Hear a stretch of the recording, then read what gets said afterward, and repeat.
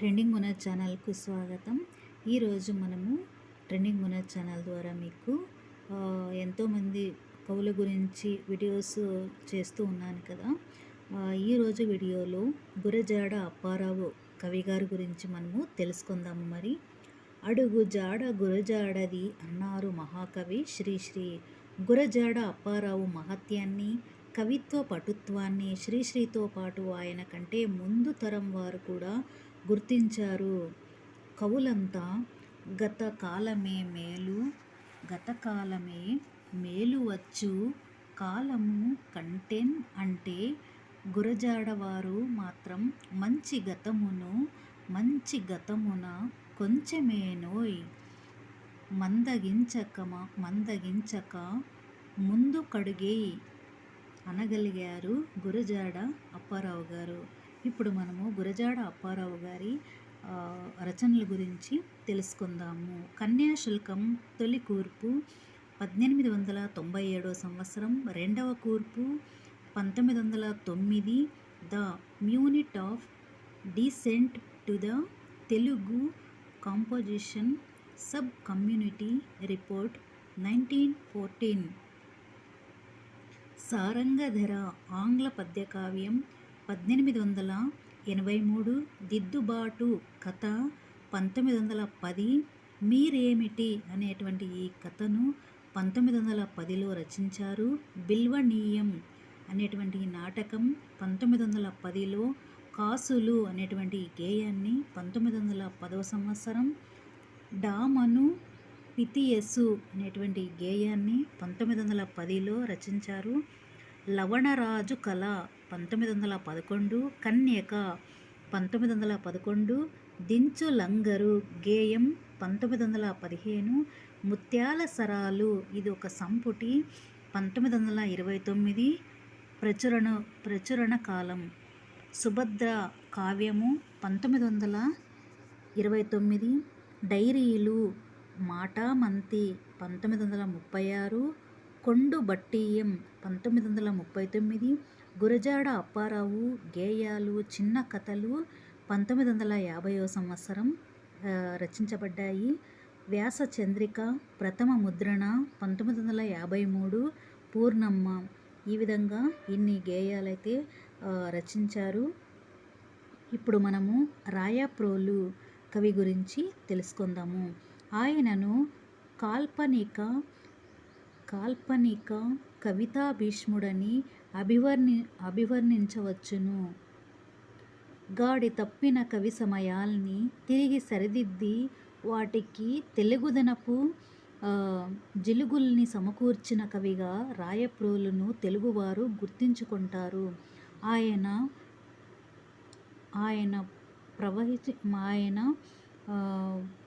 ప్రవచించిన అమలిన శృంగార సిద్ధాంతం ఆయనతోనే కాలగర్భంలో కలిసిపోయిన ఆయన రచించిన కావ్యాలు మాత్రం చిరకాలం నిలిచి ఉంటాయి. రాయప్రోలు పలు ఆభరణాలుగా వెలిగిపోయాయి. రాయప్రోలు రచనలు వివరాలు ఇక్కడ మనము తెలుసుకుందాము. తృణకంకణం, కష్టకమల, స్నేహలత, స్వప్నకుమారం, ఆంధ్రావళి, జడకుచ్చులు, వనమాల, మంజరి, రమ్యలోకం, మాధురీ దర్శనం ఈ 2 లక్షణ గ్రంథాలు. ఈ విధంగా ఇన్ని కావ్యాలైతే రచించారు. ఇప్పుడు మనము బసవరాజు అప్పారావు గురించి, ఈ కవిగారి గురించి మనము తెలుసుకుందాము. బసవరాజు అప్పారావు భావ కవుల్లో ప్రథముడు, గురజాడకు అనుచరుడు. 1915 సంవత్సరం నాటికే కవితాంగణంలోకి అడుగు పెట్టేశాడు అని 1955 సంవత్సరంలో అప్పారావు గీతాల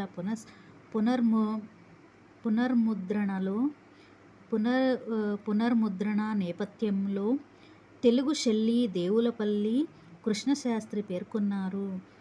1894వ సంవత్సరంలో జన్మించి 1933 సంవత్సరంలో అర్థాంతరంగానే ఇహలోకయాత్ర చాలించిన అప్పారావు రచనలు 2 సంపుటాలుగా వెలువడ్డాయి.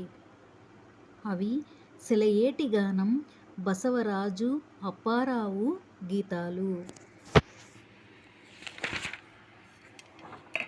ఇప్పుడు మనము దేవులపల్లి కవి గురించి తెలుసుకుందాము.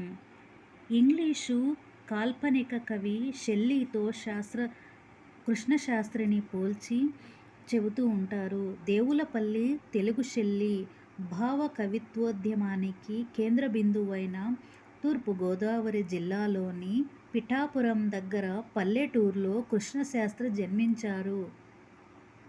1897 సంవత్సరంలో జన్మించిన కృష్ణశాస్త్రి BA వరకు చదువుకున్నారు.